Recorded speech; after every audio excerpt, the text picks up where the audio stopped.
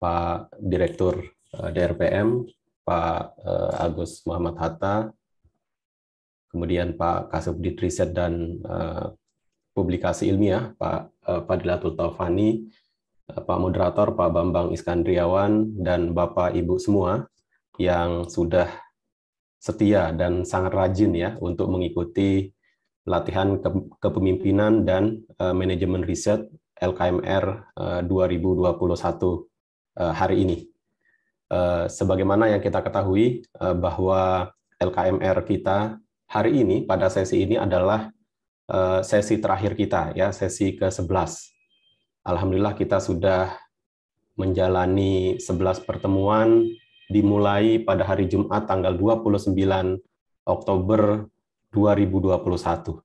Dan ini betul-betul kami berterima kasih banyak atas dukungan dari semua pihak, Bapak Ibu, kemudian sokongan dari teman-teman karyawan juga di Direktorat Riset dan Pengabdian kepada Masyarakat yang membuat rencana yang awalnya itu sangat berat untuk kita eksekusi di akhir tahun ini, ternyata alhamdulillah bisa kita laksanakan dengan sangat baik. Sesuai dengan jadwal yang telah kami sebarkan kepada Bapak Ibu semua, pada kesempatan kita hari ini, kita akan menutup sesi ini dengan pembahasan ya tentang bagaimana kita di ITS ini bisa memproses ya atau mengajukan hak kekayaan intelektual. Dan kita tahu bahwa dari semua aktivitas kita dari DRPM, misalkan kita punya aktivitas-aktivitas riset, pengabdian kepada masyarakat, kemudian kita juga punya aktivitas yang sama di DIKST ya, dari inovasi yang memerlukan perlindungan kekayaan intelektual. Dan saat ini kita akan mendengarkan langsung pemaparan dari Pak Surya, Kepala Kantor Transport Teknologi TS, tentang bagaimana kita harusnya gitu ya mendaftarkan HKI tersebut. Tapi sebelumnya kami minta kepada Pak Direktur RPM, Pak Hatta, sebagai pengganti sementara ya dari Pak Afandi, Direktur IKST yang nanti akan menyusul bergabung di tengah-tengah acara kita. Kepada Pak Hatta kami persilahkan untuk memberikan beberapa arahan kepada kita semua yang ada di forum ini. Kami persilahkan Bapak. Terima kasih Pak Lalu. Assalamualaikum warahmatullahi wabarakatuh. Selamat pagi, salam sejahtera bagi kita semua yang kami hormati narasumber acara LKMR, Bapak Surya Sempeno, yang terhormat Bapak Ibu keluarga besar ITS, dari kawan-kawan di RPM, ya Pak Lalu Mawajalani, Pak Fadilatul Taufani, moderator yang kami banggakan, guru kami Pak Bambang Iskandriawan, ya serta tentu saja ini para guru-guru, para senior ya, dan juga para generasi penerus ITS ya, yang masih setia mengikuti latihan kepemimpinan dan manajemen riset. Alhamdulillah, puji syukur kepada Allah Subhanahu wa taala, kita masih diberikan kesehatan, kesempatan, dan kenikmatan untuk bisa mengikuti acara ini dalam keadaan sehat walafiat. Bapak Ibu yang kami muliakan, kami pada kesempatan ini menyampaikan terima kasih ya, atas kesetiaan ataupun keikutsertaan di dalam LKMR ini, yang mana tujuan dari LKMR ini adalah salah satunya adalah untuk semakin menyiapkan kita ya dalam rangka untuk bisa mewujudkan suatu riset yang berdampak. Nah, tentu di sini riset ya, aktivitas inovasi itu sangat terkait dengan jiwa kepemimpinan. Nah, untuk itu memang jiwa kepemimpinan itu sikap-sikapnya memang bisa diajarkan atau bisa juga by natural. Nah, di sini alhamdulillah kita berinteraksi ya dengan narasumber, dengan materi ya yang mempunyai pengalaman. Nah, diharapkan ya kita akan semakin banyak forum semacam ini ya, transfer knowledge, transfer sharing pengalaman yang tentu bagi ITS sebagai institusi sangat memerlukan hal itu, terutama dalam dinamika perkembangan perguruan tinggi dinamika riset dan inovasi dan pengabdian masyarakat di Indonesia ini. Pada kesempatan hari ini, alhamdulillah ini Pak Surya Sempeno selaku dari kantor transfer teknologi ya, ITS ya. Beliau sudah cukup lama ya, mungkin beberapa tahun ya, salah satu pegiat HKI di ITS ya. Jadi punya pengalaman dan punya networking informasi terkaitan dengan pengelolaan HKI. Bapak Ibu yang kami muliakan, HKI ini sebenarnya sesuatu yang mungkin baru, nanti Pak Surya Sempeno bisa menceritakan ya. Dulu sekali mungkin tidak ada namanya HKI ya. Mungkin bahkan juga pengarang-pengarang buku, kitab-kitab itu tidak diagikan ya. Karya-karya dulu bisa dengan mudah dimanfaatkan hingga sampai sekarang. Ya, tentu kita juga mungkin bertanya-tanya sebagai dosen ya yang mempunyai jiwa kebangsaan ya, jiwa ingin menolong. Nah, ini kita tentu akan senang jika karya-karya kita dimanfaatkan secara luas. Namun demikian, ini ada gaya baru, ada HKI, perlindungan hak cipta, kemudian transfer teknologi, yang merupakan bahasa-bahasa ataupun peraturan ya, ataupun budaya yang relatif baru dalam sejarah peradaban. Dan kita juga melihat bagaimana persengketaan ataupun klaim atas paten ya, atas kepemilikan hak cipta ini juga sering kita dengarkan. Nah, tentu mungkin di sini akan ada dua aliran mungkin ya, ada dua yang pengen udah saya apa saja dipakai boleh, tapi ada juga yang ingin agar apresiasi ataupun perlindungan hak itu harus ada. Nah, disinilah ada titik temu ataupun apa pentingnya organisasi, terutama ITS ya. ITS yang membutuhkan perlindungan ini adalah di samping tadi perorangan, namun juga kita melihat ITS ini dalam visinya sebagai kampus inovatif itu memerlukan ya, di samping publikasi-publikasi juga memerlukan perlindungan HKI. Nah, untuk itu memang ini mungkin masih sesuatu yang relatif baru bagi kita ya, mungkin juga bagi saya, bagaimana mewujudkan ya perlindungan HKI untuk untuk kemanfaatan bangsa dan negara dan terutama untuk ITS. Ya, nah ini kita nanti Pak Surya mungkin bisa sharing ya, bagaimana misalnya ini mungkin ada dosen mungkin sudah tidak ingin, saya pengen ini pakai aja penciptaan ini dipakai seluas-luasnya, saya ingin mendapatkan misalnya supaya ini dimanfaatkan lebih luas, tidak membutuhkan misalnya royalti atau apa ya mungkin, atau sebaliknya jika ini bisa, terutama HKI ini bisa juga menjadi sumber pendapatan bagi dosen, bagi peneliti ya. Nah, ini Pak Suryo tentu akan banyak menyampaikan terkait dengan hal itu. Baiklah Bapak Ibu, sekali lagi ini yang membutuhkan HKI ya, ini adalah institusi kita ya, dan terutama secara lebih global adalah bangsa negara kita, bahwa bangsa negara kita ini Indonesia termasuk yang tertinggal terkait dengan jumlah ya dan juga kualitas HKI yang ada. Baiklah, kami ucapkan terima kasih dan mohon Pak Surya Sempeno untuk bisa ini menyampaikan ya paparan ataupun mungkin semangat bagi kawan-kawan. Dan jika di sini ada guru kita Pak Bambang Iskandriawan, mohon berkenan untuk bisa memoderasi acara ini dan selamat mengikuti sesi latihan kepemimpinan dan manajemen riset. Billahi taufiq wal hidayah. Wassalamualaikum warahmatullahi wabarakatuh. Waalaikumsalam warahmatullahi wabarakatuh. Terima kasih banyak atas sambutan dan arahan dari Pak Direktur. Selanjutnya untuk acara kita hari ini kami persilahkan Pak Bambang Is untuk menjadi moderator. Oke, monggo. Terima kasih Pak Lalu. Assalamualaikum warahmatullahi wabarakatuh. Waalaikumsalam. Baik, yang terhormat Bapak Direktur DRPM dan Bapak Kasubdit Apmas dan Riset, Bapak Direktur DIKST mungkin dalam perjalanan Pak ya. Dan yang tak kalah pentingnya narasumber Pak Surya Sempeno. Selamat pagi. Jadi hari ini juga yang tidak lupa Bapak Ibu partisipan semua yang sangat antusias mengikuti acara pelatihan kepemimpinan dan manajemen riset yang diadakan oleh DR11 Pak ya, Pak Lalu.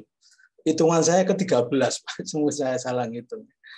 Baik, jadi Bapak Ibu sekalian, jadi ini adalah kalau menurut kami yaitu suatu yang memperkaya wawasan dosen, Pak. Jadi tidak hanya meneliti tapi juga membuat paten ya. Jadi sangat menarik.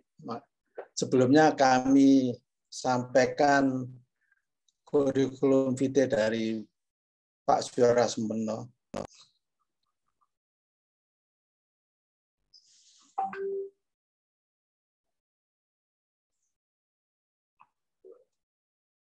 Bisa dilihat Bapak Ibu sekalian.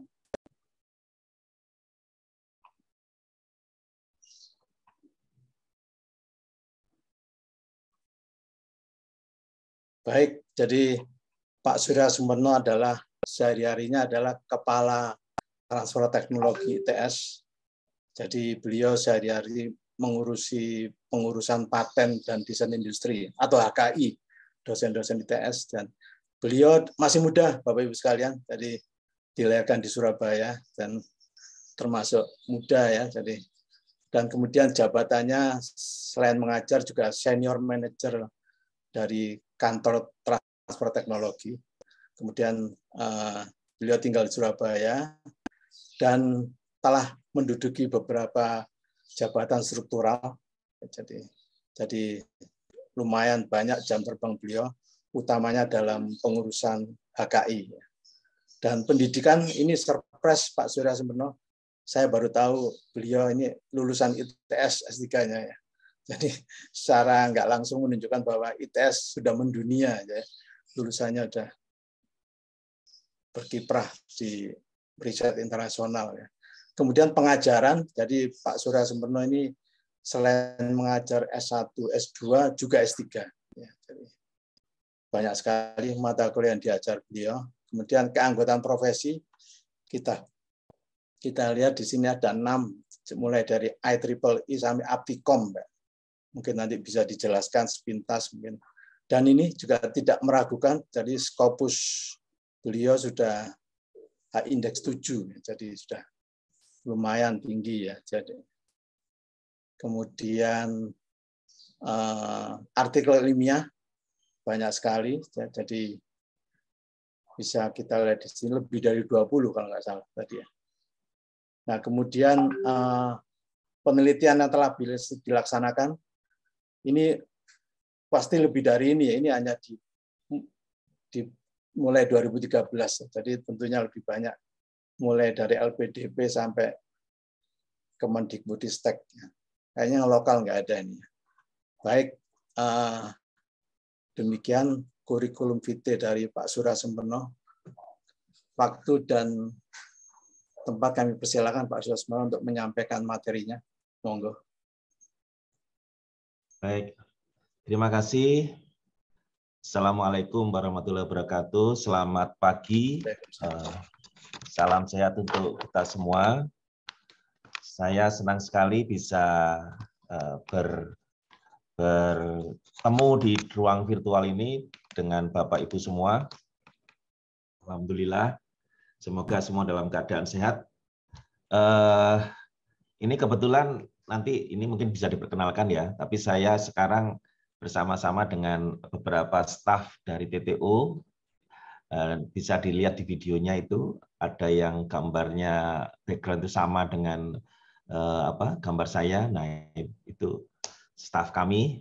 Kebetulan ada tambahan dari 2 SDM baru ya, Pak Nuron dan Mbak Erika, Mas Nuron dan Mbak Erika. Jadi bisa lihat, bisa nanti mungkin perkenalan barangkali.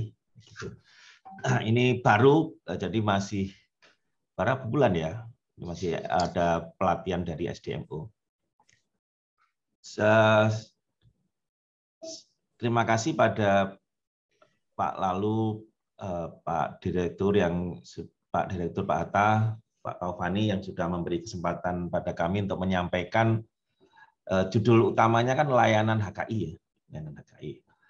Tapi kemudian mungkin kita bisa perluas sedikit menjadi layanan HKI dan layanan dan kebermanfaatan atau komersialisasi dari HKI. Karena itu merupakan bukan salah satu ya, mungkin tugas utama dari TTO atau Transfer Technology Office atau kantor transfer teknologi. Yang dulunya kalau di banyak perguruan tinggi masih disebut sebagai sebutan umum adalah sentra HKI.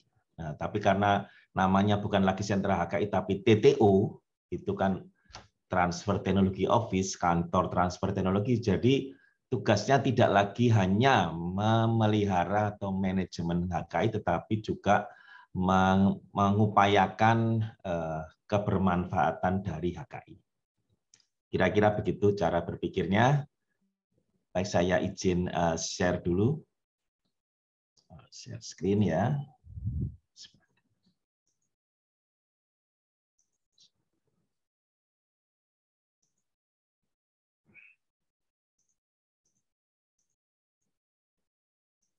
Oke. Sebentar, ini menutupi. Saya singkirkan dulu. Judulnya sebagaimana saya utarakan, saya ganti menjadi layanan dan komersialisasi atau kebermanfaatan HKI di ITS. Nama saya Surya Sumeno. Ya. Mungkin tadi sudah diperkenalkan oleh Pak Bambang dengan kurikulum vitae-nya, itu hanya portofolio sekilas begitu ya. Saya bukan kepala, jadi bukan kepala kantor, walaupun kantor itu biasanya namanya kepala ya. Tapi di sini namanya manajer senior. Padahal juga saya kurang suka dengan manajer senior. Itu kenapa? Kesannya kok jadi senior gitu kan. Kesannya tua banget ini. Tapi katanya Pak Bambang tadi saya dihibur dengan katanya muda. Kalau muda berarti mestinya manajer junior ya. Penampilan muda Pak. Jadi begitu ya, boleh. Penampilan muda. Jadi manajer senior yang muda begitu ya. Awet muda. Saya bekerja di Departemen Teknik Komputer sebagai dosen di Fakultas Teknologi Elektro dan Informatika Cerdas atau FTIK ya. Bidang riset saya, ini perkenalan pribadi dulu Pak, Bapak Ibu ya. Saya di dunia virtual, extended reality, XR dan AI. Di penelitian terakhir saya, kami bersama-sama mengerjakan multidisiplin, memperoleh dana LPDP, yaitu mengembangkan drone UAV, Unmanned Aerial Vehicle untuk medik. Ya, saya kebagian di bagian sistem informasinya dan teknologi informasinya, terutama dikaitkan dengan bagaimana drone itu bisa divisualkan oleh operator menggunakan virtual reality, dan mungkin nanti ada beberapa bagian yang untuk kendali otomatisnya menggunakan AI begitu. Kantor transfer teknologi ini merupakan kantor baru, unit baru di bawah direktorat yang namanya juga baru, yaitu Direktorat Inovasi dan Kawasan Sains Teknologi atau KST, atau kalau dalam bahasa Inggris adalah STP atau Science Technopark. Itu tahun 2020. Ya. Sebelumnya saya bekerja di strukturalnya adalah di Kasubdit Inovasi atau sekarang disebut sebagai manajer inovasi, manajer ya, 2014 sampai 2019. Selain itu di beberapa kesempatan saya sering diminta untuk membantu ya. Saya juga ada di tim PUI, Pusat Unggulan Iptek, Direktorat Kelembagaan Dikti. Kemudian saya juga kadang-kadang menjadi asesor, bukan kadang-kadang sih, memang asesor Ban PT ya. Terus kemudian akan berubah menjadi, karena saya bekerja di bidang Infocom, itu akan menjadi LAM ya, Lembaga Akreditasi Mandiri Infocom. Kemudian asesor dari IABI, kemudian juga anggota ya, anggota dari PUI AIHES, Artificial Intelligence for Healthcare and Society. Kemudian anggota dari ASKI, Asosiasi Kekayaan Intelektual Indonesia. Ini ITS sudah didaftarkan menjadi anggota ASKI. Ini adalah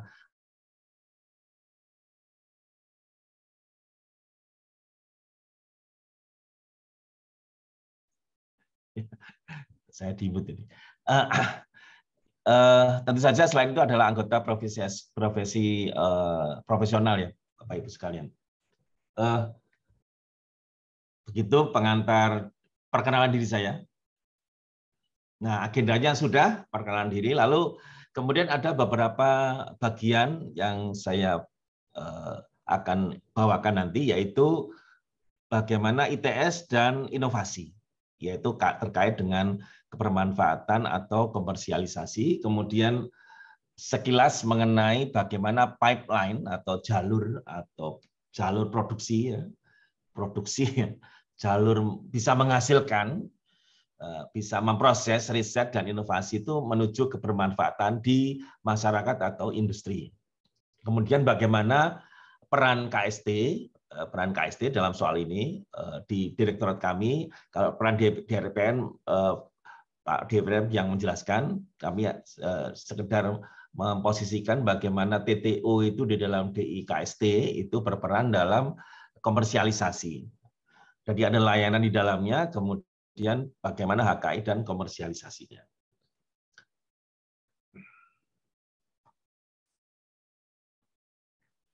Nah, ini tidak luput dari bagaimana posisi ITS sekarang. Ya.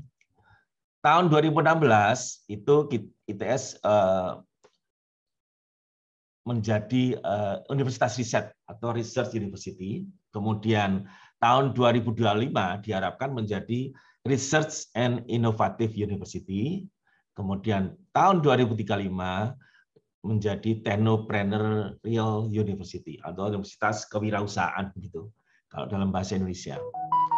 Kita sekarang berada di tahapan menuju research and innovative. Kalau risetnya sudah, sekarang bagaimana inovatifnya? Ya, inovatif itu dalam bahasa Inggris, kalau dalam bahasa Indonesia adalah inovasi atau innovation begitu. Apakah inovasi itu? Apa itu inovasi? Kalau di dalam pengertian umum awam itu kita sering mendengar orang mengatakan, ayo kita melakukan inovasi. Ya. Itu yang dikatakan di umum ya, pada sering kita mendengar kata-kata itu. Pengertian umumnya seringkali yang disebut inovasi itu adalah suatu kreasi, ya, suatu perubahan dari yang sebelumnya A menjadi B, sesuatu yang baru. Itu bisa kita sebut otak-atik, kita bisa sebut modifikasi, dan sebagainya. Nah, ini inovasi sebetulnya kalau menurut kami di beberapa tempat ya, memang bisa berbeda pendapat sih, silakan saja. Tapi kalau itu namanya sebetulnya bukan inovasi, namun adalah invensi atau perubahan, ya, atau modifikasi katakanlah begitu. Karena invensi itu bisa seperti ini ya, yang invensi adalah reka-reka itu bisa seperti ini. Misalnya ada seseorang inventor yang ingin agar kalau dia pilek itu tidak repot mencari tisu gitu ya. Lalu kemudian supaya tidak repot, maka ditaruh di kepalanya itu gelondongan tisu, sehingga kalau dia meler gitu, terus ya langsung diraihlah tisu itu dari atas kepala. Praktis sekali kan ya. Tapi apakah itu adalah sebuah inovasi? Jangan-jangan hanya penemunya saja yang mau memakai, karena orang lain mungkin itu maksudnya gimana ya? Kenapa tisu ditaruh di kepala begitu ya? Merepotkan jangan-jangan ya? Gitu. Barangkali begitu. Ada lagi invensi yang karena di rumah itu banyak benda elektronik yang kemudian perlu dikendalikan menggunakan remote, dan dari pengalaman inventor itu sering kali kehilangan remote. Remote-nya mana ya? Remote TV-nya mana ini? Nah, remote STB-nya mana? Set-top box-nya. Remote IndiHome-nya mana? Nah, misalnya. Jadi kehilangan di entah kemana itu remote-nya, supaya tidak kehilangan, lalu si inventor punya ide untuk menempelkan semua remote itu di kepala. Jadi remote-nya kan nggak hilang ya. Langsung aja kalau ada langsung diambil dari kepala gitu, sudah menggunakan remote itu. Tentu saja barangkali ini juga suatu invensi, namun apakah ini suatu invensi yang digunakan oleh masyarakat? Jangan-jangan juga tidak ya. Maka beberapa orang mendefinisikan bahwa inovasi itu adalah invensi dikalikan dengan komersialisasi. Komersialisasi itu adalah kata lain untuk, menurut saya, kebermanfaatan. Kenapa begitu? Ya, karena komersialisasi itu memang terkait erat dengan kebermanfaatan. Misalnya begini, kalau kita ditawari sesuatu, ya, atau kita melihat sesuatu barang, dan barang itu kita pandang sangat bermanfaat, maka mungkin kita tidak akan segan-segan untuk membeli barang itu atau memiliki barang itu dengan suatu harga tertentu. Semakin tinggi manfaat dari barang itu, barangkali semakin tinggi pula harga dari barang itu. Ya, kan gitu ya, sederhana sekali. Kalau kita, oh ini manfaatnya gede banget, tapi harganya karena memandang manfaatnya besar, lalu harganya menjadi nggak apa-apa sih, sebanding kok. Nah, saya rela membeli sesuatu barang yang saya anggap manfaatnya besar itu dengan harga yang cukup tinggi. Misalnya katakanlah smartphone Galaxy Samsung yang harganya 40 juta itu dibeli oleh yang bersangkutan, apa-apa ini harganya sebanding dengan manfaatnya, barangkali begitu ya. Walaupun kita juga bisa membeli smartphone harga 2 juta begitu ya. Nah, kontrasnya adalah begini. Kalau suatu barang itu tidak ada manfaatnya, barangkali kalau Anda diberi gratis saja nggak mau mungkin ya. Ngapain saya simpan?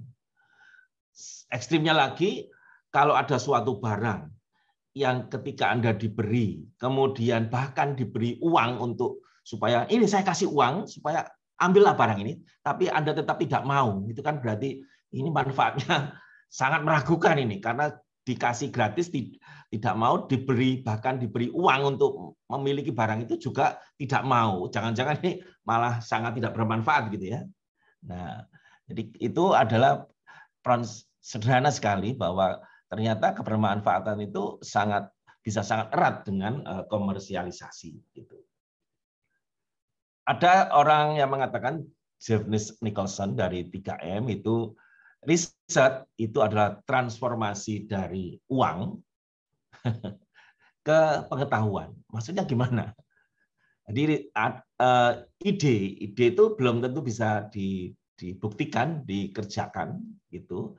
Nah, untuk mewujudkan menjadi sesuatu yang produk, maka dilakukan riset sesuatu untuk kegiatan untuk membuat sesuatu itu bisa dibuktikan. Maka itulah riset. Proof of concept misalnya ya. Namun kebalikannya adalah inovasi.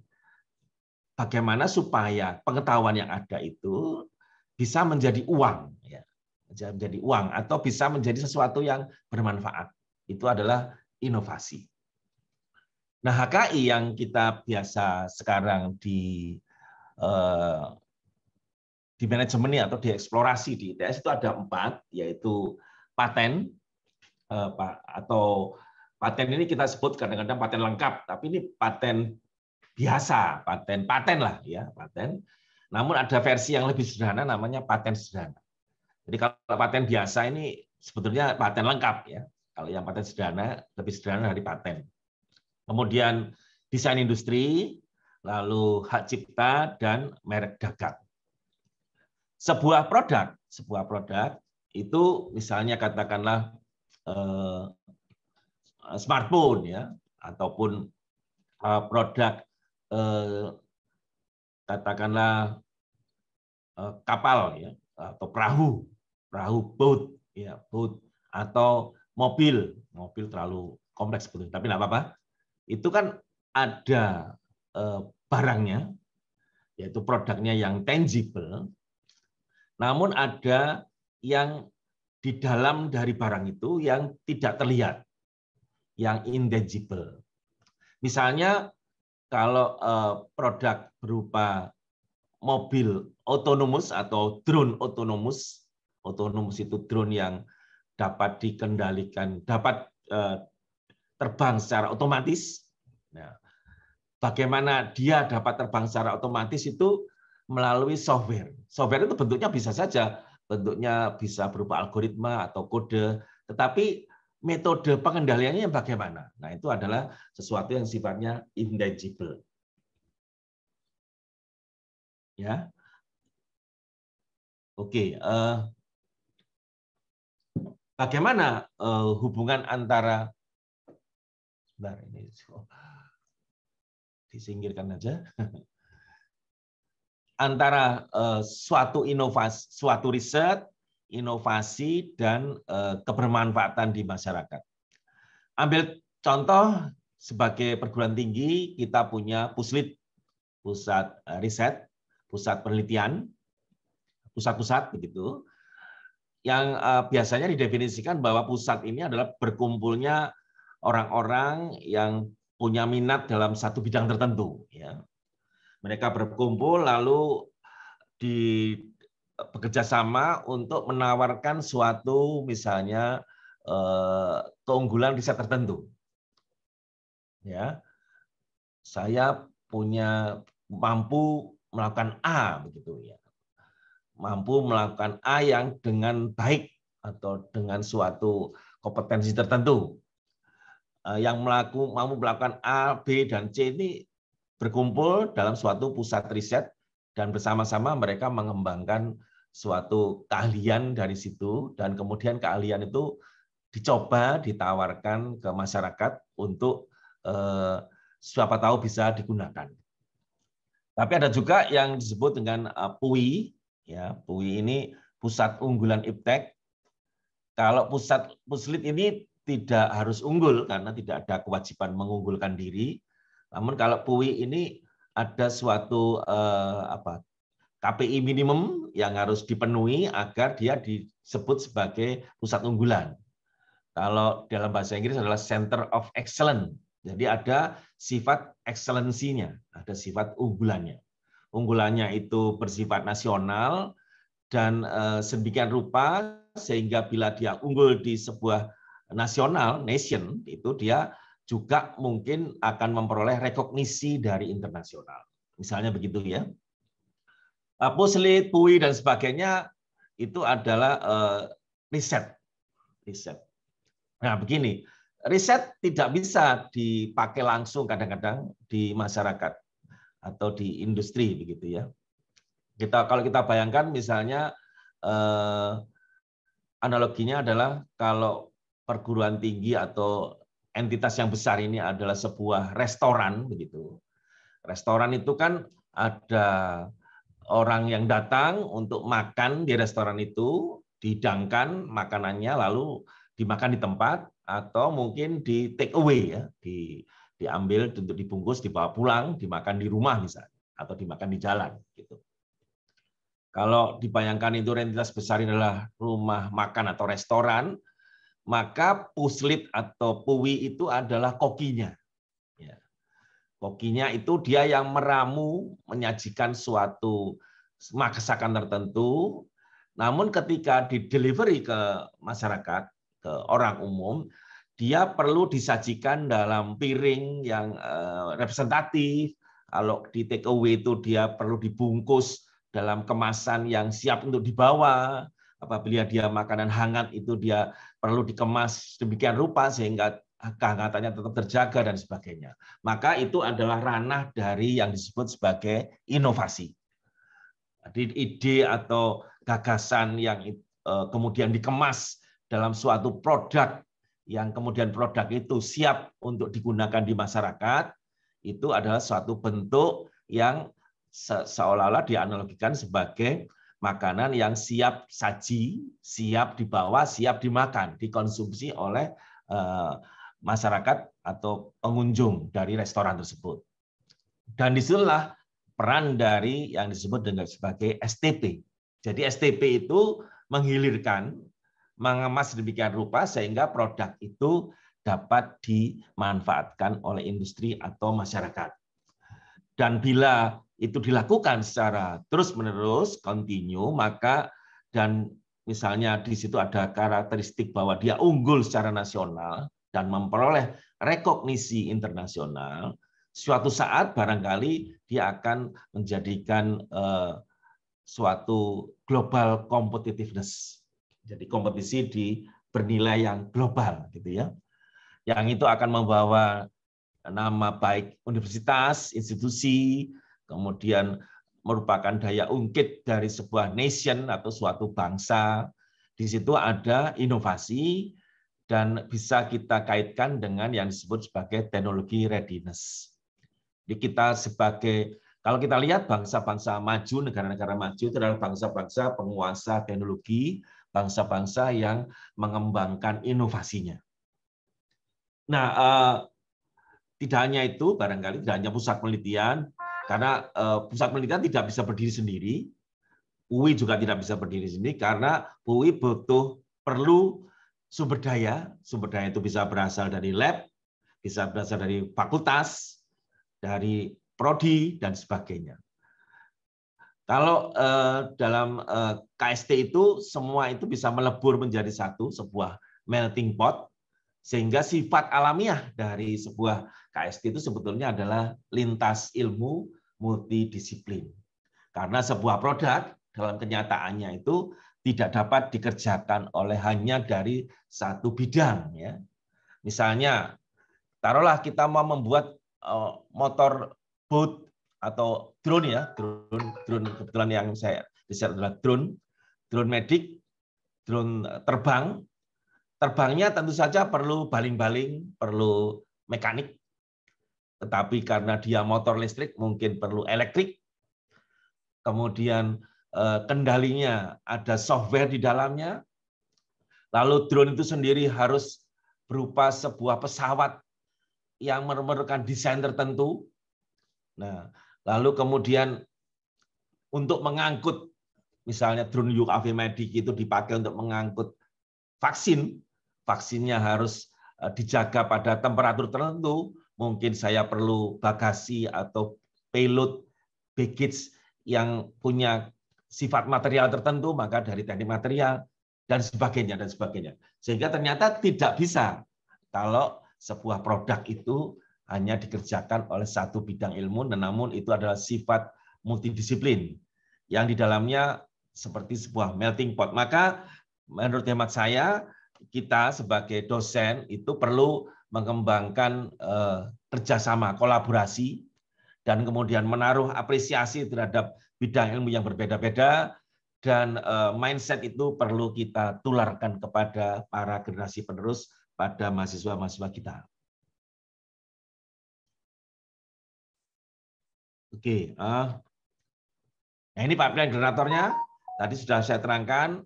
Ada PUI, ada STP, lalu di sini ada kerjasama ke masyarakat, ada kolaborasi pentahelix misalnya. Nah, ini tidak usah saya terangkan, nanti terlalu lama. Tapi yang jelas bahwa di dalam penghiliran itu perlu adanya pengakuan atas kekayaan intelektual. Ada pengakuan atas ide atau gagasan ya. Baik itu misalnya kan open source, Pak. Open source itu sendiri adalah pengakuan ya, pengakuan atas kerja intelektual dari seseorang gitu ya. Kalau Anda mendengar misalnya nama besar Linus Torvalds, itu pengembang Linux, adalah pengakuan juga bahwa ini Linux yang membuat Linux ya, dan sebagainya. Jadi tidak harus bahwa pengakuan itu memang dari hak paten, tetapi juga pada prinsipnya ternyata orang itu memerlukan apresiasi atau pengakuan atas kekayaan intelektual. Nah, di kawasan sains teknologi ada banyak layanan ya. Namun saya hanya ingin menekankan bahwa di dalamnya ada layanan mengenai teknologi transfer office. Di sana ada, selain kami, ada juga inkubator, lalu ada juga aspek pemodalan ya. Manajer seniornya dari situ. Lalu di dalam KST itu kita sekarang membagi dalam beberapa klaster ya. Klaster-klaster industri ini Pak Bambang Is. Ini adalah klasternya industri kreatif ya Pak Bambang ya. Bambang Is. Ya, betul Pak Surya. Ya, beliau di dalam suatu KST ya. Selain itu ada klaster otomotif, ada klaster ICT robotika, dan ada klaster maritim ya. Nah, ini juga sama, saya kira tidak usah terlalu dibahas. Saya ingin memperkenalkan, sudah jam. KST ini, STP ini tahun 2002 kita akan bangun, ya. Tahun 2002 akan bangun dengan dana dari HETI ADB ya, ASEAN Development Bank bersama Unila. Kita tidak sendirian ya, banyak perguruan tinggi lain, tapi sebagai pembanding sederhana adalah ada proyek yang namanya Prime Step ya. Tulisannya itu Prime kemudian STP dengan E kecil ya. Karena memang isinya STP. Itu ada UI, ada IPB, UGM dan IPB ya. Ini sekarang berada di bawah Direktorat Kelembagaan dan saya kebetulan juga kemarin di tahun ini mendapat bagian mereview beberapa ya. Tapi intinya adalah ternyata perguruan tinggi setara kolega-kolega kita itu sekarang juga sedang mengembangkan STP. Ya ini kebetulan kayaknya kita head start ya, ada bisa curi start karena 2022 kita bisa mulai.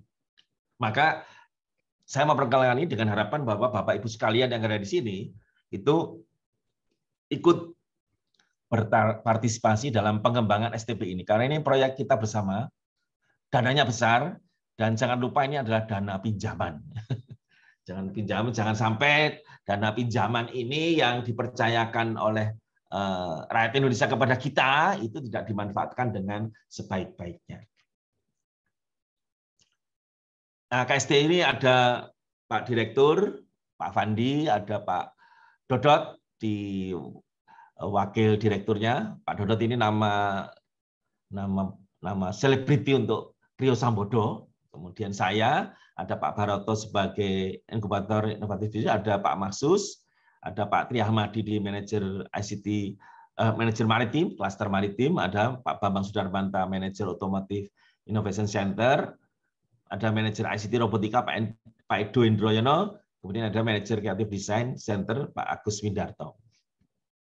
Oh ya Pak Bambang ini ketua PUI ya Pak ya, ketua PUI.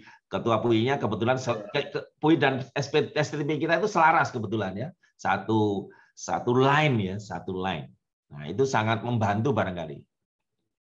Nah ini perkenalannya, ya, jadi bisa Bapak Ibu sekalian bisa menyapa barangkali. Ini nomor telepon saya bisa ada Mbak Nani yang sudah sekian lama ikut mengelola sentra HKI. Saya kebetulan baru kemarin aja tahun 2020. Kemudian ada yang baru adalah tambahan adalah Mbak Erika dan Mas Nuron. Itu ada nomor teleponnya. Masih organisasi minimalis ya Bapak Ibu sekalian, baru 1 orang di manajernya, 3 orang tendik. Ini kantornya, kalau belum pernah ke sana, sudah barangkali ya. Ini ada sekarang ada di luar itu ini ada kursi tamu. Ini kantor saya yang di sebelah kanan. Sekarang saya ada di dalamnya situ. Ini ada Mbak Nani di situ. Oke. Kantor TTO ini sendiri adalah tahun 2020 ya. STP, kita sudah punya payung hukum peraturan rektor nomor 16 tahun 2018 bahwa setiap kekayaan intelektual ITS itu hak miliknya ada pada ITS, ya. Dan kalau ada hilirisasi atau komersialisasi dari hak kekayaan intelektual yang milik ITS itu, di mana di dalamnya ada memuat tim pemohon itu bisa inventor, bisa pemohon hak cipta, bisa pemohon desain industri, bisa pemohon merek, maka tim yang ada di dalam situ berhak memperoleh royalti. Kalau misalnya HKI tersebut dilisensi ya. Terus kita juga punya kalau di beberapa waktu yang lalu penghargaan apresiasi terhadap paten itu dalam bentuk insentif kinerja ya, kalau tidak salah. Sekarang itu dibawa ke arah insentif seperti insentif publikasi. Jadi sudah ada penghargaan terhadap pencapaian HKI yang bukan hanya publikasi, ya, yang pencapaian terhadap kinerja yang bukan hanya publikasi tapi juga HKI. Nah, kenapa HKI? Nah, begini, HKI itu hak kekayaan intelektual. Kalau belum diajukan permohonan kepemilikannya, maka itu adalah KI saja, ya, KI. Hak kekayaan intelektual itu analoginya persis serupa dengan kalau kita punya tanah dan tanahnya itu kita ajukan kepemilikannya sehingga kita punya sertifikat hak milik misalnya. Ya. Jadi kalau kita punya tanah, terus tanah itu kita klaim menjadi milik kita ajukan, maka kita memperoleh sertifikat atas tanah itu. Sertifikat bisa sertifikat berupa bangunan, ya, bisa berupa sertifikat tanah. KI itu adalah tanah itu. Namun kalau kita mau menyewakan, ya, menjual belikan tanah atau gedung atau itu kan yang disewakan, yang dijual belikan, tanahnya sendiri kan tidak berpindah. Jadi tanahnya tetap ada di situ, gedungnya tetap berdiri di situ. Tapi yang berpindah namanya atau disewakan adalah melalui sertifikatnya. Jadi kalau Bapak Ibu tidak punya sertifikat, kan tidak bisa menyewakan tanah. Apa yang disewakan? Hak atas kekayaan itu tidak ada. Maka seperti itulah cara berpikir yang sederhana. Kalau kita punya kekayaan intelektual, maka kekayaan intelektual itu kita daftarkan, maka kita punya sertifikat atas kekayaan intelektual itu. Dan bila kekayaan intelektual itu akan dimanfaatkan oleh orang lain menyewa, dalam tanda kutip ya, menyewa, saya mau menggunakan teknologi itu misalnya. Maka ketika menggunakan teknologi itu, dia seperti menyewa. Kan tidak harus membeli, ya. Boleh juga membeli sih sebetulnya. Tapi ketika menyewa itu, maka yang pemilik dari HK itu berhak atas royalti. Karena si penyewa akan memberikan biaya sewa atau biaya lisensi. Nah, inilah contohnya, ya. Karena lisensi itu memang izin pakai, ya, izin menggunakan. Sama seperti kalau kita membeli Microsoft Word, sebetulnya kita tidak membeli Word-nya, tetapi ternyata menyewa atau membeli lisensi atau membayar biaya penggunaan atas Microsoft Word itu. Kan serupa, ya. Oke, itu konsep sederhana sekali tentang HKI. Jadi Bapak Ibu sekalian mestinya sudah dengan sangat gamblang bisa memahami itu, ya. Kemudian sekarang ini era COVID, era pandemi itu ternyata blessing in disguise. Karena zaman dulu itu kita menggunakan cara kertas, ya, mengurus ke DJKI itu HKI-nya.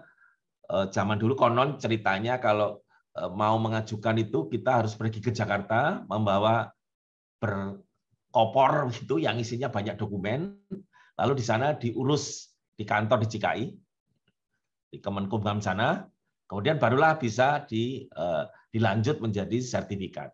Tapi sekarang karena ada akselerasi transformasi digital yang terpaksa harus dilakukan mau tidak mau, maka akhirnya kita mendapatkan berkah berupa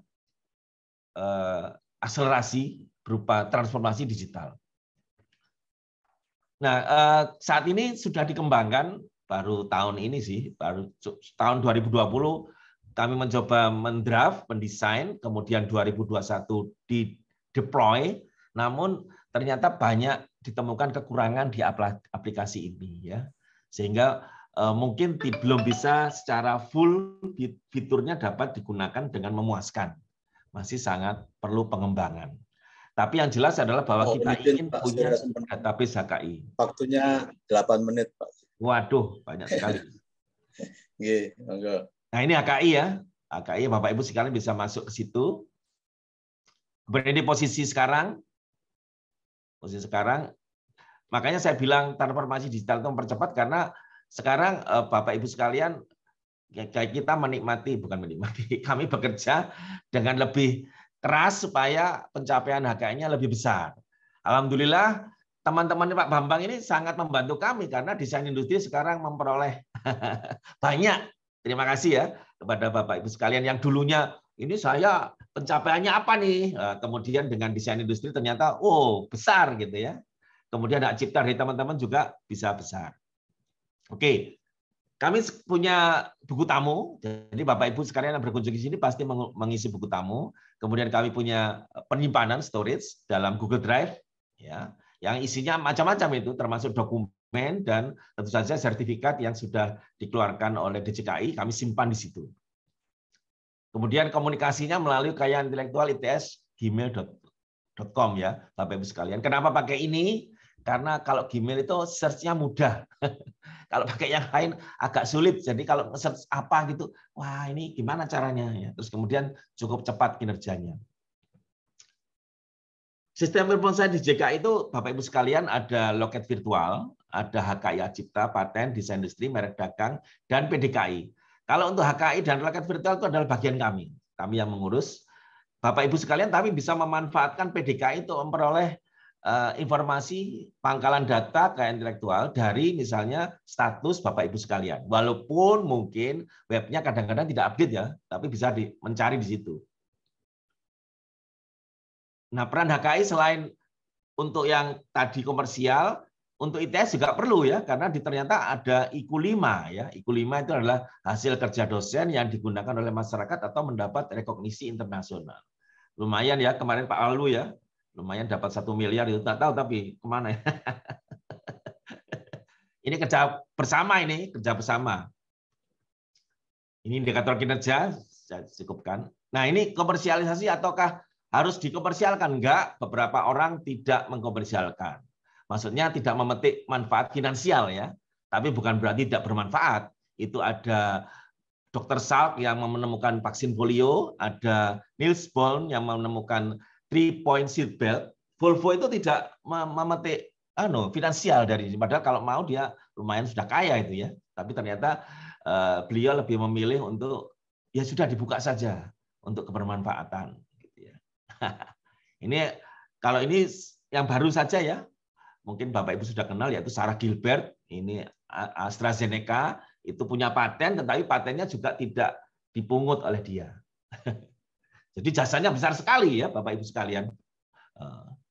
Tapi kalau Bapak Ibu, wah saya juga mau itulah. Nah, mohon diingat nanti ada biaya pemeliharaan HKI ya Bapak Ibu. Jadi kalau kita punya paten, patennya itu free secara 5 tahun pemeliharaan, tetapi selanjutnya akan dibebani biaya pemeliharaan. Nah mohon kalaupun mau membebaskan, HKI-nya itu dipelihara. Ya kalau begitu nggak usah bebas-bebas amat Pak, murah aja, asalkan HKI-nya bisa dipelihara. Boleh, silakan ya. Tapi kalau wah masuk saya nggak kebagian apa-apa, silakan. Jadi bebas kepada Bapak Ibu sekalian, asalkan HKI-nya ada, karena dengan HKI yang ada itu Bapak Ibu punya pilihan ya. Mau menggratiskan, mau jual murah, mau jual mahal, terserah. Tapi HKI-nya harus ada dulu ya. Jangan sampai suratnya nggak ada terus mau mengklaim kan, nggak lucu namanya ya. Nah, waktu melisensikan, Bapak Ibu perlu yang namanya valuasi. Ya. Dalam bahasa sederhana begini, misalnya saya ini seorang yang investor, mau tertarik pada teknologi yang Bapak Ibu pasarkan. Kemudian saya datang ke Bapak Ibu inventor. Pak, Bu, ini bagus sekali produknya, teknologinya kayaknya sangat bermanfaat. Kalau saya mau beli, saya mau sewa, berapa harganya? Nah, kemudian celingak-celinguk. Berapa harganya? Berapa angka yang kita mau tawarkan? Nah, Bapak Ibu semua harus punya suatu cara supaya bisa menilai atau besaran dari KI yang Bapak Ibu miliki. Ya, bukan kita tidak bertanya tentang produknya. Kalau produknya jelas ada biaya produksi kan, tetapi bagaimana menilai HKI-nya, KI yang ada di dalam produk itu. Bapak itu harus punya suatu cara untuk valuasi. Ini di sini waktunya sangat pendek, jadi mungkin tidak akan dipaparkan. Nah, ini sudah ada sebenarnya di tabel kemarin dan juga di aplikasi HKI. Tapi kadang-kadang Bapak Ibu itu masih mengisinya cuman biaya biaya HKI-nya, tapi tidak merujuk pada biaya yang sudah dikeluarkan untuk bisa menghasilkan KI itu, ya. Walaupun ini memang ada beberapa metode, tapi intinya adalah setidaknya dengan mengisi ini Bapak Ibu punya gambaran seberapa besar sih seharusnya HKI saya dinilai, kan gitu ya. Jadi kita punya acuan lah paling sedikit. Walaupun itu tentu saja tidak berarti bahwa itu langsung bisa jadi suatu nilai jual begitu. Ini sudah nggak perlu. Nah, sekarang ini bagaimana pembiayaan HKI perolehannya ya? Ada dua sebetulnya, yaitu dilakukan melalui mekanisme pindah pagu yang Bapak Ibu sekalian mungkin di departemen sudah mengalami. Yang kedua adalah melalui namanya kita sebut sebagai mandiri. Ya, mandiri ini maksudnya begini. Karena Bapak Ibu sekalian misalnya dalam penelitian itu kan mengajukan ya, mengusulkan lalu mendapatkan pendanaan. Harapannya adalah dari RAB atau rencana anggaran belanjanya itu sudah memuat di dalamnya komponen untuk biaya HKI-nya. Nah, biaya HKI-nya itu kan nanti ketika itu diusulkan dan dikabulkan kan ditransfer ke rekening Bapak Ibu sekalian.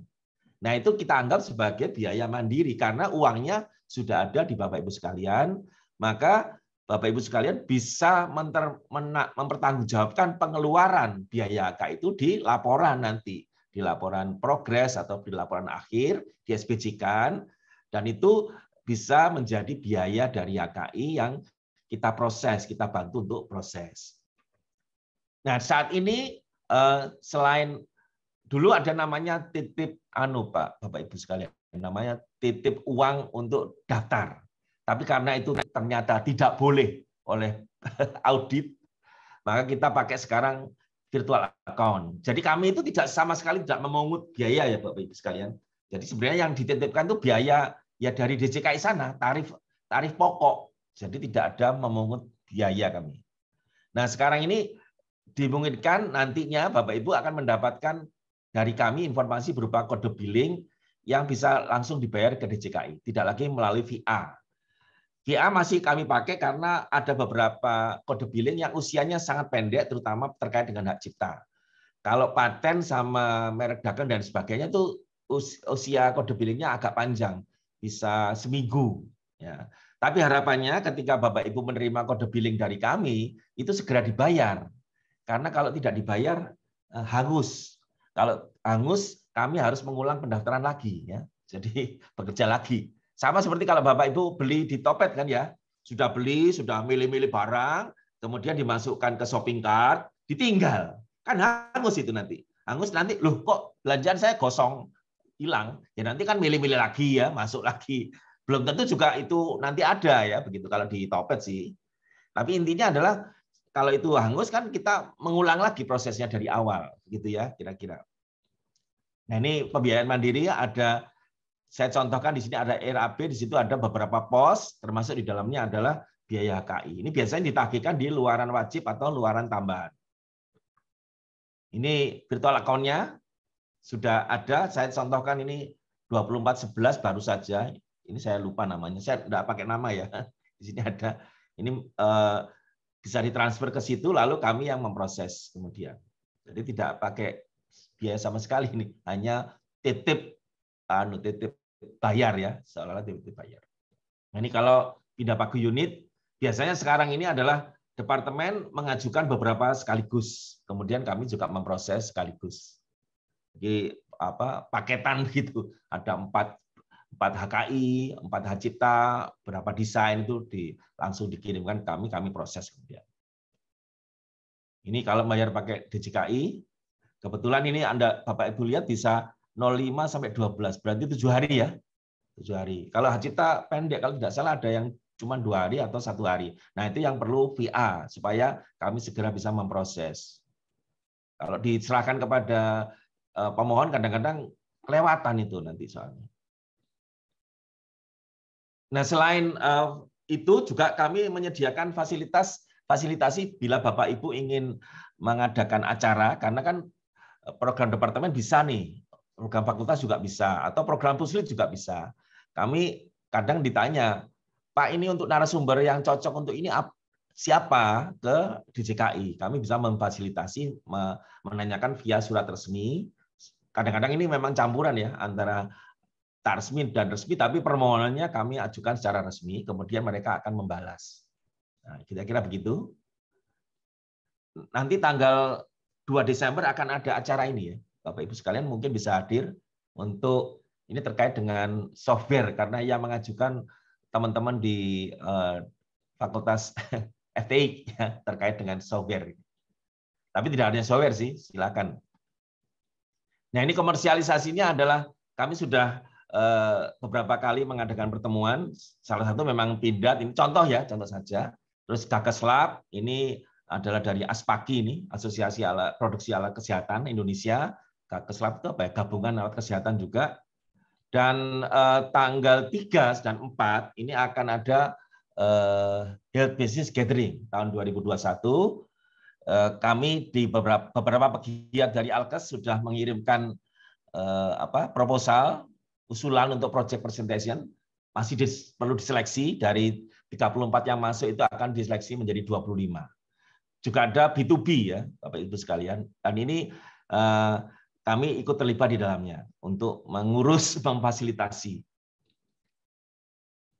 Nah, ini contoh-contohnya. Ini HKI Raisa. Wah, ini supaya ada Raisa, ini supaya HKI.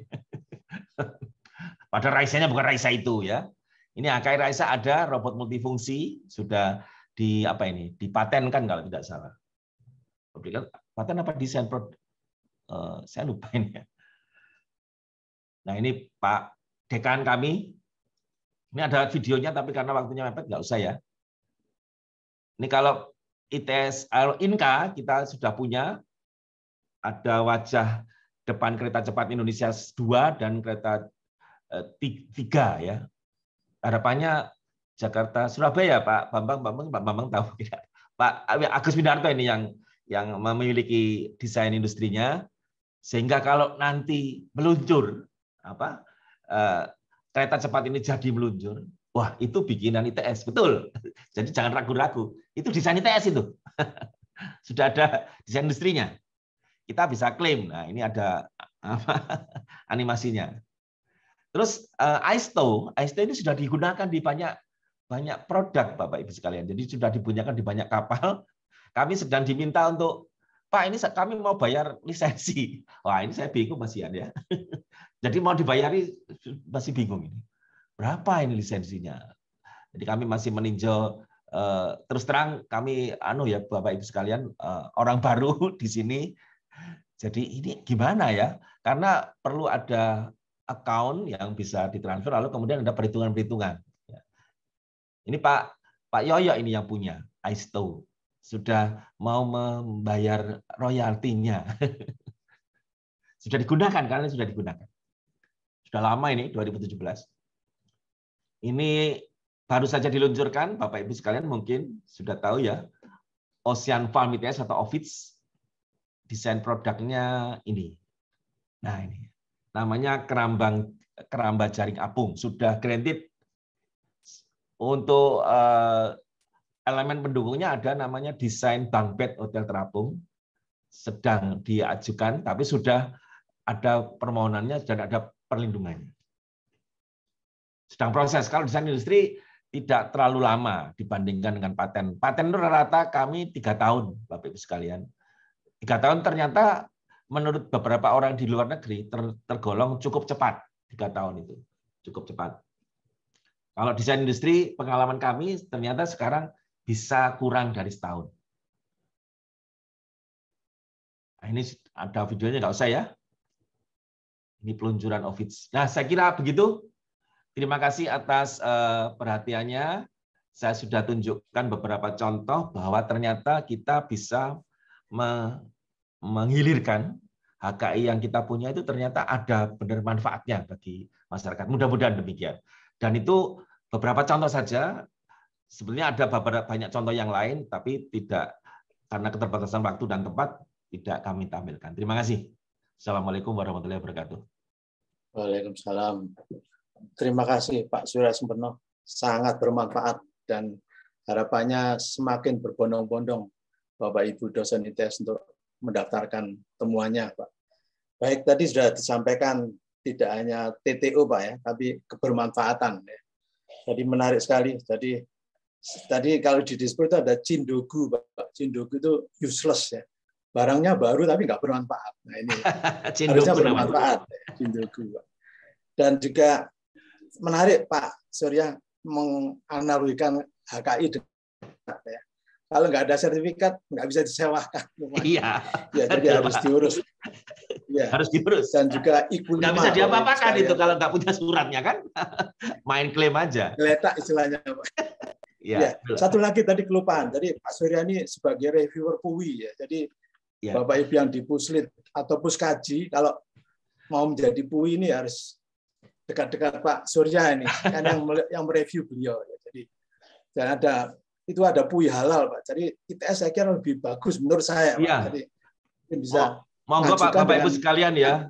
Iya, karena tahun ini kita tidak mengajukan. Loh, kalau lewat tahun depan mudah-mudahan bisa mengajukan ya. Kalau mau diproses, mudah-mudahan ada pendanaan. Iya, karena cuma 3 tahun, Pak ya. Ini desain kreatif juga sudah selesai tahun. Mungkin dari ITS harus lebih menggantikan, Pak ya. Ya. Baik, jadi Pak Surya ini manajer junior, Pak ya, bukan manajer senior, Pak ya. Oke, baik Pak Surya, ini ada pertanyaan dari Pak Nur Ahmad Husin ya. Monggo, mungkin langsung ditanyakan Pak Nur Ahmad Husin sambil perkenalan dari departemen apa gitu. Oke, baik. Nah, monggo Pak. Oke, Assalamualaikum warahmatullahi wabarakatuh. Waalaikumsalam. Oke, mohon informasi barangkali Pak Suparno. Jadi saya sudah mengajukan atau kami sudah mengajukan itu per 7 November 2019. Kemudian sampun diumumkan itu 10 Mei 2021 sampai dengan 9 November 2021, Pak Surya. Ya. Nah, itu terkait dengan SIM-nya itu tadi Pak Surya, berikutnya itu yang kami tunggu. Itu biasanya bagaimana, mohon arahan Bapak. Karena ini pengalaman baru buat saya.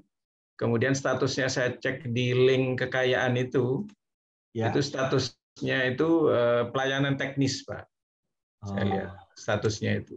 Nah, terkait dengan sertifikatnya itu, kalau cuman klaim istilahnya Pak Surya tadi itu, selama saya belum punya SIM-nya itu bagaimana? Itu terkait dengan pengganti semen, Pak, dengan menggunakan limbah itu. Sehingga, matur nuwun Pak Surya.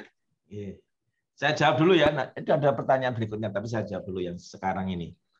Pak Husin itu paten sederhana atau paten biasa, Pak? Saya bahasanya tidak menyebut paten sederhana barangkali, Pak ya. Atau paten biasa ya? Iya, paten biasa. Paten lengkap lah gitu ya. Ya, paten lengkap, nggih. Oke, nggih. Ini berarti termasuk relatif baru, Pak. Begini, jadi memang sebelum granted itu panjang fasenya, ada fase publikasi ya. Iya. Jadi yang pertama dulu ya Pak ya, yaitu kelengkapan administratif. Jadi sudah lengkap administratif, terus kemudian baru masuk substansi. Pembayaran. Substansi itu pertamanya diumumkan dulu Pak, dipajang di halaman itu, siapa tahu ada keberatan atau apa gitu sebelum masuk ke substansi. Kalau tidak ada keberatan misalnya, ini misalnya ada keberatan nih Pak dari orang lain, ini niru nih punya saya, maka kita tidak akan masuk ke substansi, tapi bertengkar dulu Pak. Berargumentasi dengan itu. Jadi ada surat keberatan. Tapi kalau tidak ada apa-apa, berarti kita masuk substansi. Nah itu. Nah setelah baru masuk substansi, barulah proses selanjutnya ada revisi. Kalau ada revisi Pak ya, substansi 1 dilanjutkan substansi 2, substansi 3. Kalau begini, substansi 1, 2, 3 itu apa? Ya jumlah revisi. Atau begini, kalau substansi 1 itu tidak ditanggapi, maka dia akan naik menjadi revisi substansi 2 sampai ke substansi 3. Kalau ini tidak dipedulikan oleh inventor, maka dianggap dicabut. Tapi kalau direvisi dan akhirnya bisa dikabulkan akhirnya, Pak. Jadi itu ada tahapannya seperti itu. Sampai akhirnya kemudian setelah itu akan dikabulkan atau granted. Tapi granted itu tidak serta-merta keluar sertifikatnya, Pak. Karena itu ada mesin cetak lagi yang lain. Jadi ada proses, nggak tahu ini pokoknya di sana lah, di back office-nya. Karena mesin cetaknya itu kalau dulu kan pakai anu Pak ya, kayak apa mesin cetak beneran karena hard copy ya. Kan itu ada surat berharga Pak itu. Apa? Ini kan bagus itu kalau dulu ya. Nah itu perlu ada antrian kalau dulu. Jadi dia harus mengadakan dulu, lalu kemudian antrian dan sebagainya. Tapi sekarang kan elektronik. Nah, elektronik ini tapi tetap aja juga ada antrian di sana. Nah, ada proses kehati-hatian. Intinya adalah bahwa ketika dikabulkan tidak serta-merta dikirim sertifikat. Tapi insya Allah begini, kalau sudah dikabulkan tinggal menunggu legalisir. Megang suratnya aja Pak, tetapi sudah resmi lah, sudah dikatakan walaupun belum megang surat nih. Tapi kalau elektronik bisa megang ya tidak apa-apa, sudah bagus. Nah, oke, itu satu hal ya. Jadi proses sampai selesai. Hal yang lain adalah soal komersialisasi atau exercise bagaimana paten itu barangkali sudah mau dimanfaatkan atau dipasarkan. Gitu Pak Ye? Gini, dalam prakteknya, ini praktek di mana-mana Pak. Kita tidak usah menunggu sampai sertifikatnya granted. Walaupun granted itu bagus tentu saja. Tapi perlindungan dari HKI itu berlaku setelah diajukan, Pak. Jadi ketika sudah diajukan itu sudah dilindungi. Jadi Bapak Ibu seperti asuransi kan, Pak. Asuransi itu kan saya tidak perlu nih nunggu sampai surat sertifikat asuransinya terbit. Selama saya sudah mendaftar dan terdaftar di situ, maka saya akan dilindungi oleh asuransi itu. Kan begitu, Pak ya? Kalau asuransi begitu. Jadi kalau walaupun sertifikatnya belum ada, tapi kalau sudah dimohonkan, kemudian sudah terdaftar, kemudian ada sesuatu ya, nanti akan dapat. Maksudnya begitu kira-kira. Nah, intinya begini. Jadi kalau Bapak Ibu sudah memohonkan dan dilindungi, silahkan mencoba berusaha atau kita sebut sebagai exercise paten untuk dimanfaatkan ke industri, ke mitra, siapa saja lah, masyarakat boleh dan sebagainya. Karena begini Pak, ketika kita berusaha mengkomersialkan atau mencoba kebermanfaatan itu, dalam kenyataannya nanti mungkin akan muncul umpan balik dari pengguna Pak. Oh Pak, patennya itu kurang begini loh. Oh iya ya. Nah misalnya kan gitu ya. Oh kalau begitu yang itu bisa jadi klaim baru atau temuan baru. Maka Bapak bisa menyusuli dengan paten baru dengan harapan ini kan mengacu pada paten Bapak yang lama kan. Jadi paten itu sama seperti publikasi Pak. Publikasi kan begini ya. Kerjanya orang gitu. Lalu kita menyempurnakan kerjaan orang. Tapi kan kita mengacu pada orang itu tapi kerjaan kita kan baru nih. Sesuatu yang menutup kelemahan dari pekerjaan yang lama. Paten itu juga kayak gitu, Pak. Jadi kalau paten kita sudah ada, kita bisa tambahi dengan paten yang merupakan perbaikan atas paten ini. Demikian, maka sebetulnya begitulah cara kerja invensi. Jadi semua orang di seluruh dunia itu mengeroyok, berlomba-lomba mencoba mencari sesuatu sehingga itu bisa dimanfaatkan. Dan Bapak boleh, itu gitu aja. Jadi kalau menurut saya sih biasanya sama seperti publikasi, Pak. Begitu kita submit, ya sudah dilupakan aja. Nanti publikasi terbit, alhamdulillah terbit. Tapi ya kita kerja terus, gitu lah. Kira-kira begitu saya, Pak. Jadi, diajukan lagi. Siapa tahu nanti, sudah terbit. Oh iya, terbit yang lama. Nggak apa-apa. Nanti kan yang baru sudah dilindungi. Itu juga merupakan perbaikan atas yang lama. Dan seterusnya. Jadi paten itu memang, Pak, tumpukan ya, tambahan-tambahan terus gitu. Saling makin lama makin relevan, makin lama makin unggul. Gitu kira-kira Pak. Mohon Pak. Jadi berarti yang kita sampaikan sementara baru nomor paten yang pengajuan itu Pak ya, kan ada nomornya itu. Jadi ada. Baik, Pak. Ini untuk keperluan misalnya luaran itu sudah boleh Pak biasanya. Tapi kalau misalnya granted itu soal yang lain. Granted kita 3 tahun Pak. Rekaman kita selama ini 3 tahun. Jadi mohon sabar. Tidak seperti publikasi ya. Matur nuwun Pak Surya. Terus baik, ini. Terima kasih Pak Surya Sumerno dan Pak Nur Ahmad. Semoga submitted menjadi granted Pak ya. Baik. Nah kebetulan ini Bapak Direktur DEKSD sudah hadir Bapak Ibu sekalian. Mungkin mau memberikan arahan untuk kemajuan perpatenan di ITS. Dipersilakan Pak Afandi. Selamat pagi. Assalamualaikum warahmatullahi wabarakatuh. Waalaikumsalam warahmatullahi wabarakatuh. Alhamdulillah, Bapak Ibu semua.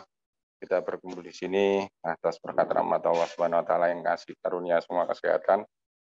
Dan pada pagi hari ini kita belajar sharing lah untuk salah satu tahapan daripada menuju Innovative University yang menjadi misi strategis daripada ITS 5 tahun ke depan 2025. Kita harus siap dengan banyak produk inovatif yang kira-kira bisa dihilirisasi ya ke depannya. Jadi saat ini kami mohon maaf tadi diundang oleh Pak Hatta untuk membuka. Kami pas hari ini nih kami di DIKST itu ada 3-4 acara bersamaan. Jadi kami sedang kolaborasi dengan konsorsium 5G Experience Center untuk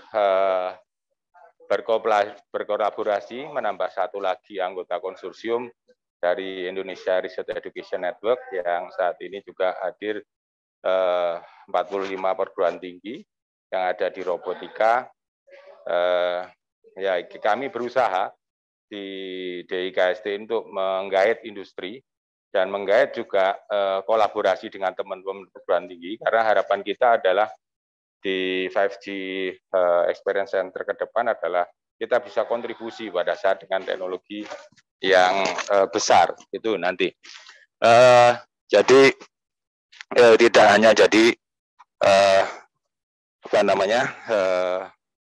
consumer saja, dan saat ini kita juga sudah mulai memfasilitasi, tadi disampaikan Pak Surya, untuk HKI kami juga 2 hari ini sedang bersamaan ada workshop untuk pengembangan STP, kelembagaan STP, dan kita belajar di sana bagaimana melakukan valuasi teknologi, baik itu yang diperoleh dari HKI kita, kemudian sampai ke hilirisasi yang melalui startup dan sebagainya. Apakah kita akan belajar dalam tata kelola STP. Memang kita 2 tahun ini lagi proses ke sana memperbaiki tata kelola yang ada, dan kita juga lagi menyiapkan sertifikasi, salah satunya RTTP, Register Transfer Teknologi Profesional, yang merupakan standar daripada pengelolaan transfer teknologi. Nah, kita belajar Pak semuanya. Dan kita untuk paten tadi, supaya kita juga kemarin pertanyaan yang menarik, menggelitik, gimana riset saya supaya terhilirisasi ya. Marilah kita mulai saat ini mencanangkan untuk riset dengan bermitra dengan industri, sehingga kita bisa tahu betul bahwa yang kita riset tadi adalah memang kebutuhan daripada pasar gitu. Jadi bukan angan-angan kita, menurut kita ini teknologinya advance, ada ceruknya, nanti akan berakhir kemana ini. Ya, meskipun kita orientasinya pasar, pasti ada celah-celah yang dimana kita buat generalis atau hal yang spesifik bisa tetap kita jurnalkan. Itu yang kita, sehingga kita dengan orientasi pasar ini kita dapat semuanya, tidak hanya Scopus saja. Nah, dalam rangka itu pada saat di awal kita melakukan riset pasar bersama industri, ya kita kan ada pendanaan tuh riset. Jarang sekali yang menggunakan pendanaan perjalanan dinas ke industri, ke mitra, memilih mitra. Nah itu kita gunakan. Marilah kita sekarang menjadi bukaan dengan para industri dan kebutuhannya apa, sehingga hasil riset kita nanti bisa mereka hilirisasikan. Nah ini tugasnya Pak Surya nanti tidak hanya mendaftarkan paten, tapi juga melakukan valuasi HKI, kemudian juga membantu negosiasi untuk hilirisasi ke depan. Dan saya kira dengan kondisi yang ada saat ini, kita sudah tambah 1 mitra. Kami juga dengan bermitra dengan BRIN dalam penyelenggaraan ini, kan kemarin sudah sepakat akan memberikan lesson learn yang mereka miliki untuk kita bergerak bersama-sama. Jadi ini situasi yang ada di ITS saat ini. Kita harus melakukan pelan-pelan dan atau cepat-cepat ya. Kalau kita melakukan transformasi pelan-pelan itu ya nggak akan sampai. Jadi kita contohnya dalam transformasi digital learning ya, karena LMS kita introduksi pertama di ITS itu sekitar tahun 2005. Kami kerjasama dengan Hulu University dan Pak Agus Windarto, kita minta juga data semuanya untuk mulai Moodle, mengenalkan Moodle pada saat itu, terus implementasi sama Pak Samsul Arifin untuk menyiapkan. Tapi 20 tahun juga nggak terjadi apa-apa, tapi setelah ada COVID 3 bulan jadi.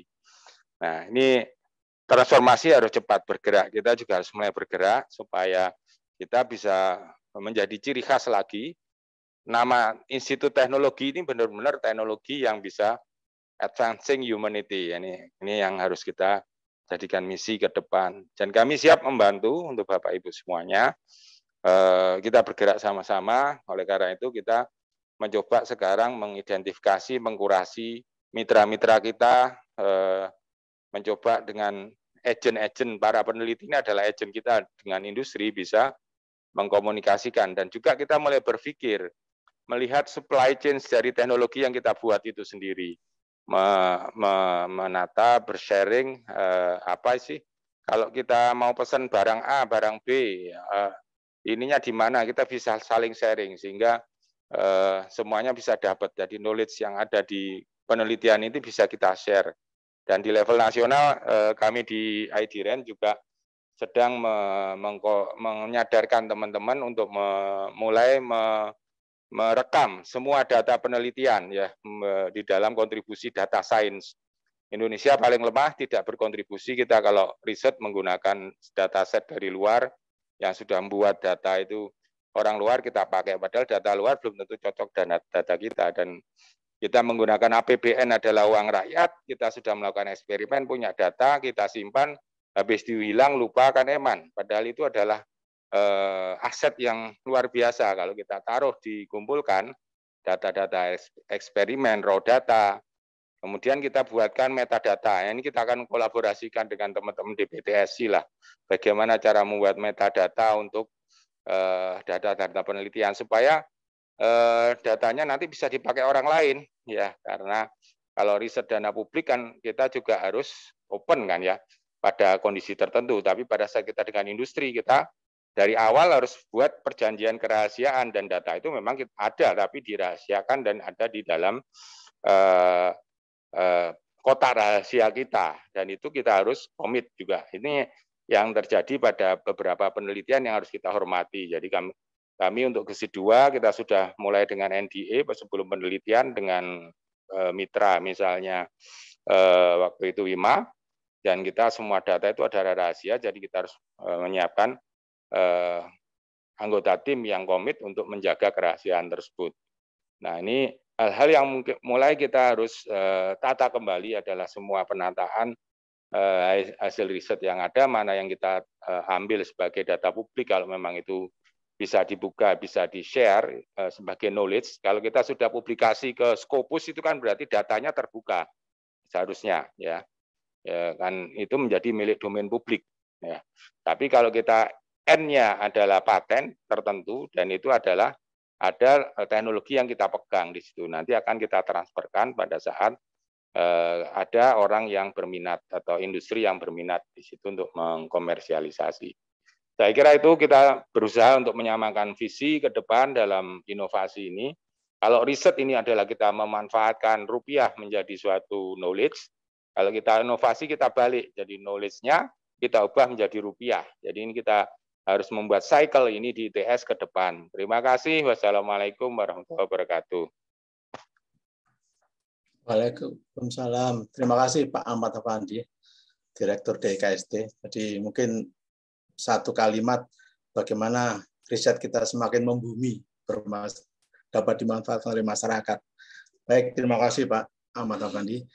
Pak Surya Sempeno, ini ada 4 penanya Pak, dan kabar gembiranya cuma 2 yang tanya. Yang 2 terima kasih Pak. Ya, jadi Pak Okta, ini terima kasih karena 18 HKI-nya sudah diproses oleh timnya Pak Surya Sempeno. Kemudian Bu Indah Trisnawati juga terima kasih Pak atas informasinya. Nah, ini mungkin Pak Atar Babgei mau menyampaikan langsung, Pak Atar Babgei.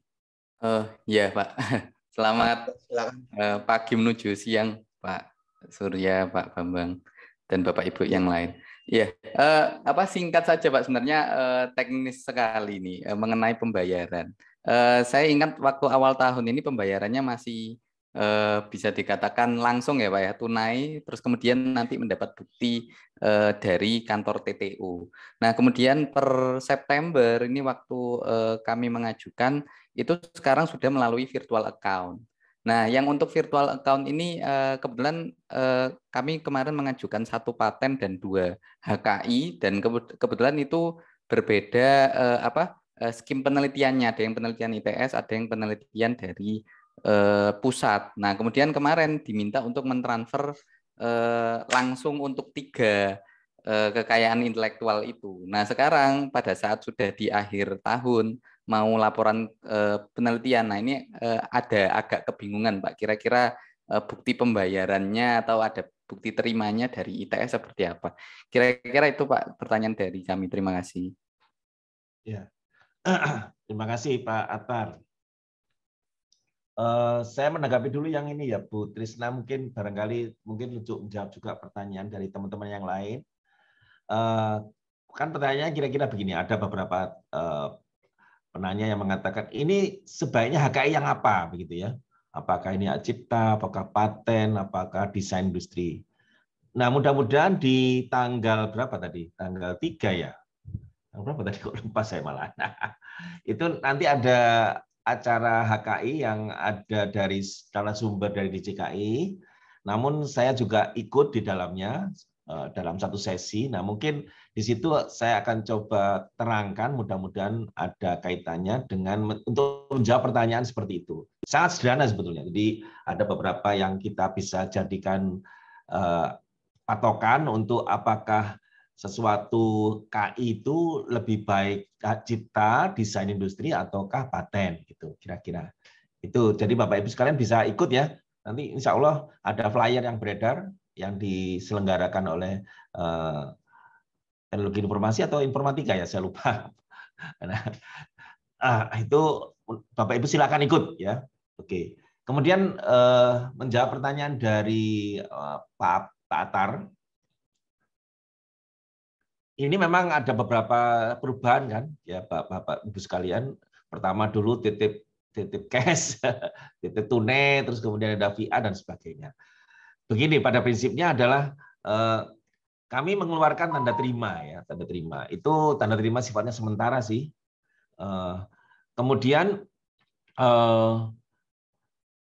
uang yang itu akan dipakai untuk membayar kode billing ya, kode billing yang dikeluarkan oleh DJKI, dan itu nanti akan sah sebagai sebuah transfer karena dari DJKI itu ada beberapa HKI yang mengeluarkan tanda terima dari DJKI, tapi ada juga yang enggak sih. Tapi intinya begini, di dalam kode billing itu ada indikasi mengenai kalau tidak salah nomornya, nomor pendaftaran kalau tidak salah. Nah, itu bisa dipakai untuk karena kode billingnya berasal dari ini DJKI itu. Jadi bisa dipakai itu untuk sebagai bukti. Kalau hak cipta misalnya begini. Hak cipta kan biasanya relatif cepat ya, Pak Atar ya. Jadi misalnya jangan tahu seminggu lagi sudah terbit itu. Nah, itu sudah langsung bisa dipakai juga.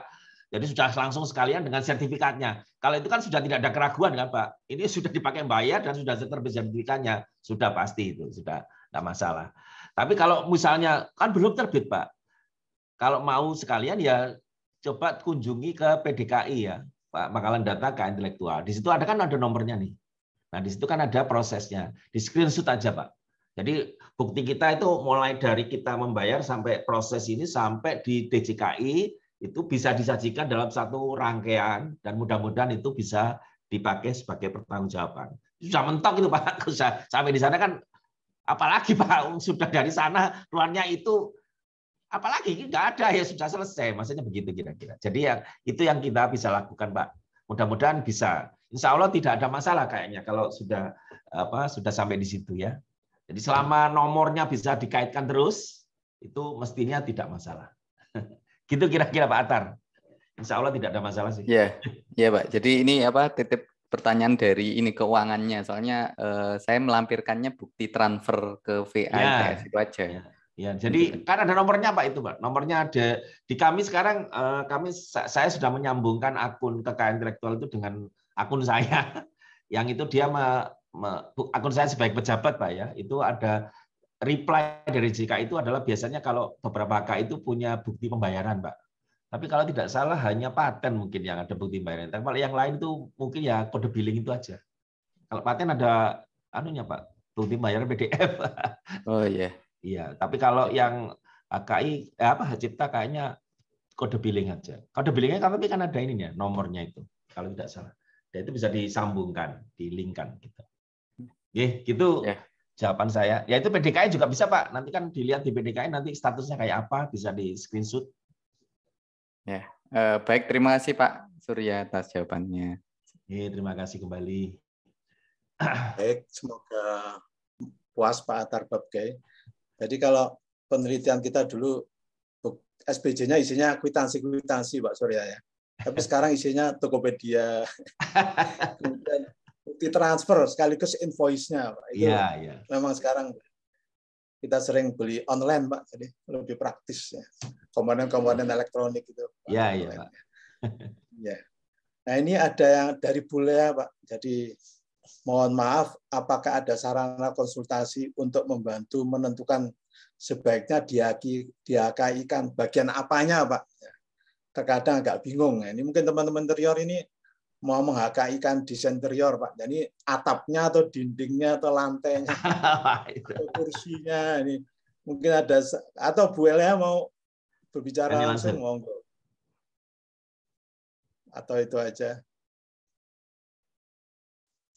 Ya, begitu Pak Surya. Mungkin. Oh, Pak Bambang, maaf Pak. Ya. Oh, di mobil. Ya. Jadi kan ada beberapa tugas itu tentang teknik, terus kemudian membuat motif, pola, pattern dan lain-lain. Tapi juga ada misalkan seperti kemarin ada Ecoprint, saya menemukan sebuah pola baru yang tidak pernah saya lihat pada produk Ecoprint sejenisnya begitu. Nah, kadang saya bingung apakah ini karena tekniknya sederhana, apakah paten sederhana ataukah hanya dihakikan pola motifnya saja begitu. Karena banyak tugas yang cukup menarik dan sepertinya sayang kalau tidak dipatenkan gitu. Karena saya lihat setelah beberapa tahun, loh ini kan seperti tugasnya mahasiswa begitu. Sebenarnya adik-adik itu bisa nanti apa? Oke, boleh jelas sekali. Oke. Monggo Pak Surya. Ya boleh, hati-hati nyetirnya ya. Parkir dulu Pak ya. Mudah-mudahan tidak ini ya.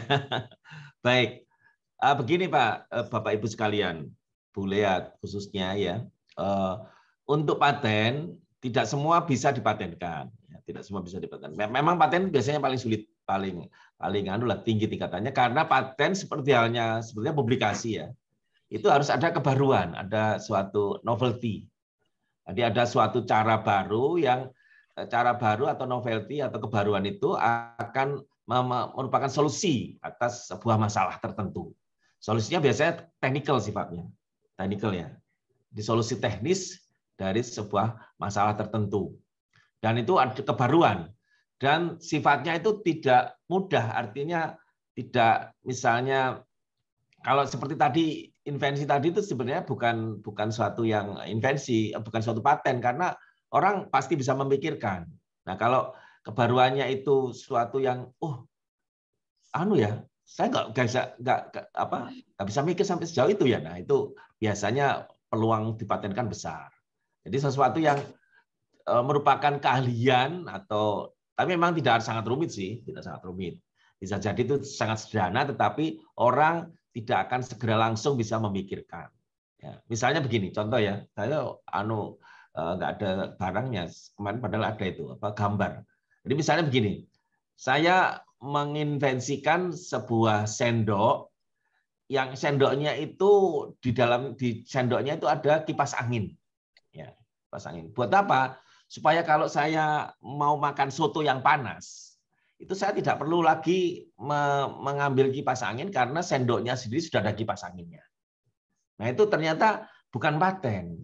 Kenapa? Karena orang pasti bisa mikirin, loh ini kan sekedar kipas angin yang ditaruh di sendok. Itu kan sama dengan kalau kita mendekatkan kipas angin ke mangkoknya soto kan sudah selesai juga. Nah itu bukan paten gitu ya. Jadi seperti itu bukan paten, akan sulit diterima sebagai paten. Tapi kalau kebaruan yang tertentu, nah itu bisa. Intinya di situ kebaruannya. Kalau desain itu kepada ya memang desain ya, bentukan tertentu yang bisa berfungsi, bisa dari kombinasi antara garis, warna dan sebagainya. Ada kok di spesifikasinya itu. Nah, yang tadi yang dikatakan pola dan sebagainya itu condong ke hak cipta, Bapak Ibu sekalian. Jadi memang hak cipta biasanya. Seperti misalnya batik, gambar pola tertentu dan sebagainya itu cenderung ke hak cipta. Apakah hak cipta tidak punya nilai? Banyak punya nilai. Software itu bisa punya nilai hak cipta besar ya. Bisa punya nilai hak cipta besar. Kita memakai Microsoft Word itu sebenarnya membayar hak cipta itu. Bayar hak cipta ya. Nah, itu bisa besar juga. Lagu misalnya. Lagu itu hak cipta. Lagu bisa besar. Iya, lagu bisa besar dan sebagainya. Jadi hak cipta itu bukan berarti nilai komersialnya tidak tinggi, bisa tinggi juga. Kira-kira begitu, Pak. Bapak Ibu sekalian, Bu Lea. Terima kasih. Betul, Bapak. Terima kasih, Pak Surya. Jadi kalau pola atau pattern sebaiknya ke hak cipta, Pak Surya ya. Ya. Nah, ini mungkin informasi juga, Bapak. Teman-teman interior ini di samping desain interior juga akan membahas itu, Pak. Pencahayaan, penghawaan, dan akustik, Pak. Nah, mungkin dari sana bisa ada paten, Pak. Kalau akustik, ya. Penghawaan lebih baik. Ya. Ya. Jadi, bisa ada paten kalau itu. Atau pencahayaan lebih terang dengan lampu yang sama. Iya. Terus akustik, Pak. Ini teman-teman interior juga banyak yang berkecimpung di akustik, kerjasama dengan teknik fisika, Pak Dhani. Jadi mungkin dinding itu bisa menyerap suara itu. Ya, bisa juga, itu keteknikan, Pak. Itu keteknikan. Bisa itu, masuk paten. Ya. Iya.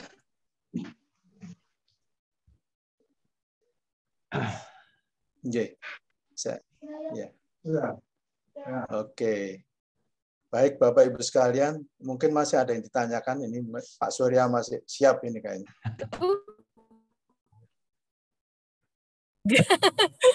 Ragu nggak Pak? Konten tapi. Ya. Baik, boleh ya. Mungkin ada komentar lagi. Baik. Ya, jadi kayaknya ini mungkin setelah workshop ini makin banyak Bapak Ibu sekalian yang datang ke Research Center, Pak, mendaftarkan patennya. Atau online saja, Pak Surya, sangat praktis. Bisa melalui online ya. Jadi begini, baik, mungkin Pak Bambang untuk menambahkan. Ada pertanyaan lagi, Bapak Ibu sekalian. Untuk menambahkan, memang proses ya. Baik, ini punya saya kok putus-putus ya? Iya Pak Bambang putus-putus suaranya. Iya. Ini Pak, untuk begini,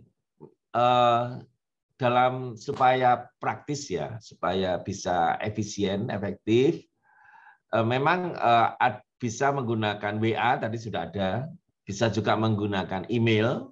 Kalau email kan melampirkan itu kan bisa dilacak dengan mudah. Kalau WA itu bisa sering hilang, Pak.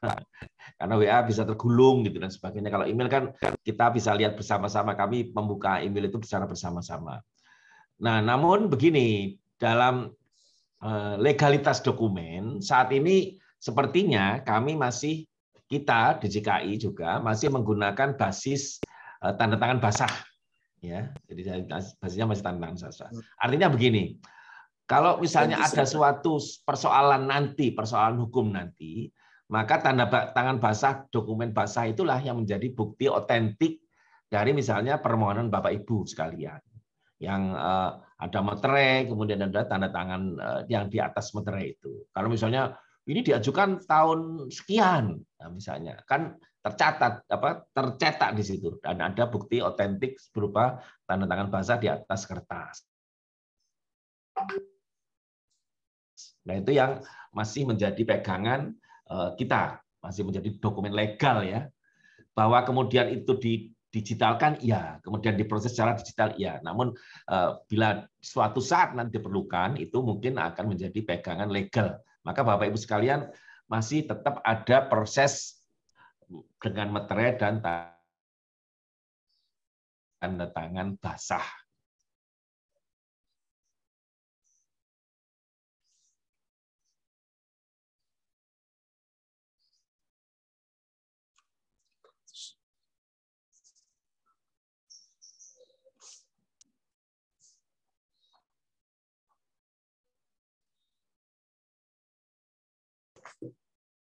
Mohon maaf, putus tadi.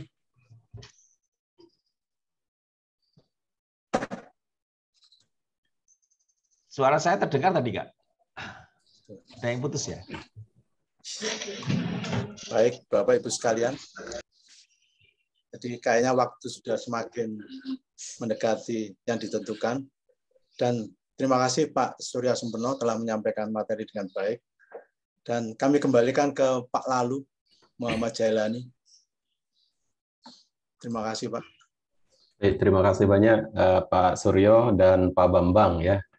Luar biasa tentunya informasi-informasi yang sudah disampaikan tadi, dan juga capaian-capaian HKI kita ya, kalau kita hitung ya, sebelum 2020 dengan 2020-2021 sudah mulai eksponensial ya.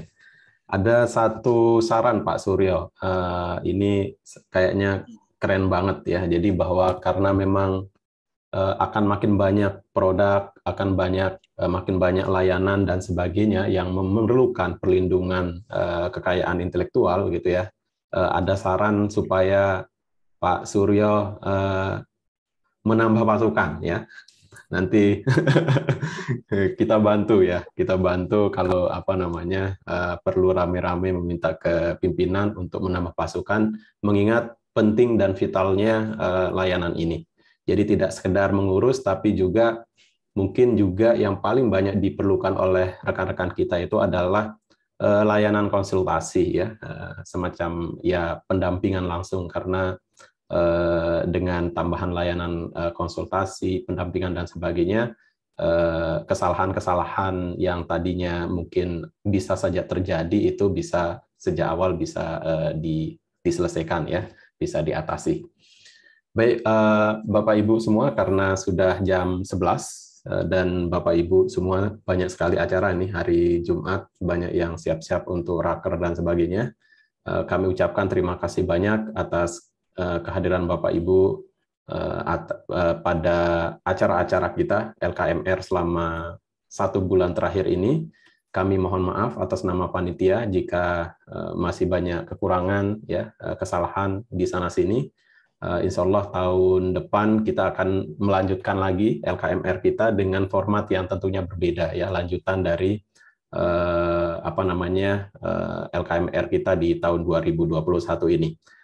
Sebagai legasi kita, Bapak Ibu juga bisa tetap menikmati materi-materi yang disajikan dalam 11 sesi dan plus beberapa suplemen ya yang disampaikan di LKMR ini melalui classroom kita. Jadi Bapak Ibu masih tetap bisa mengakses videonya di sana, kemudian juga materi-materi yang disajikan oleh narasumber juga masih bisa dipelajari.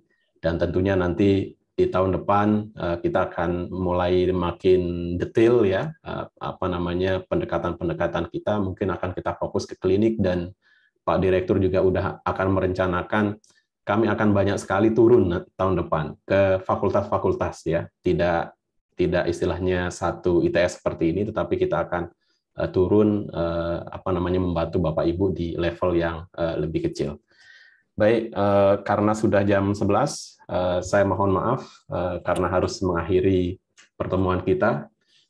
Sampai jumpa kembali di tahun-tahun berikutnya, dan tetap semangat Bapak Ibu. Jadi Bapak Ibu ITS, institusi kesehatan, memerlukan bantuan kita semua, tidak saja untuk tridharma perguruan tinggi dalam arti secara umum, tetapi juga kehadiran kita gitu ya diperlukan oleh masyarakat dari sisi kebermanfaatan. Sekian, Assalamualaikum warahmatullahi wabarakatuh. Selamat siang. Waalaikumsalam warahmatullahi wabarakatuh. Terima kasih. Mohon izin,